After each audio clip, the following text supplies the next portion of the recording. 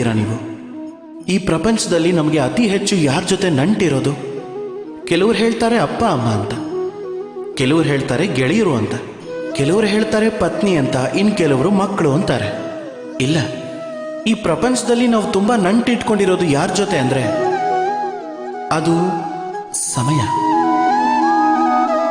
ಸಮಯನೇ ನಮ್ಮ ಭೂತ, ಸಮಯನೇ ನಮ್ಮ ವರ್ತಮಾನ, ಮತ್ತೆ ಸಮಯನೇ ನಮ್ಮ ಭವಿಷ್ಯ.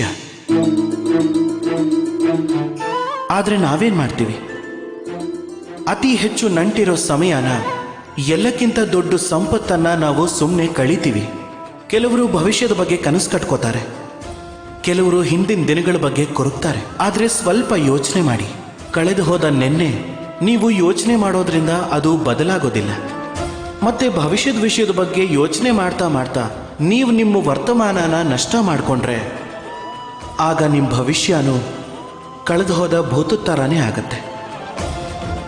ಅದಕ್ಕೆ ಇವತ್ತಿನ ಬಗ್ಗೆ ಯೋಚನೆ ಮಾಡಿ, ಅದನ್ನು ಚೆನ್ನಾಗಿ ಮಾಡ್ಕೊಳ್ಳಿ. ನಿಮ್ಮ ಭೂತಕಾಲ ಮತ್ತು ನಿಮ್ಮ ಭವಿಷ್ಯ ತನ್ನಿಂತಾನೇ ಚೆನ್ನಾಗಾಗತ್ತೆ. ರಾಧೆ ರಾಧೆ.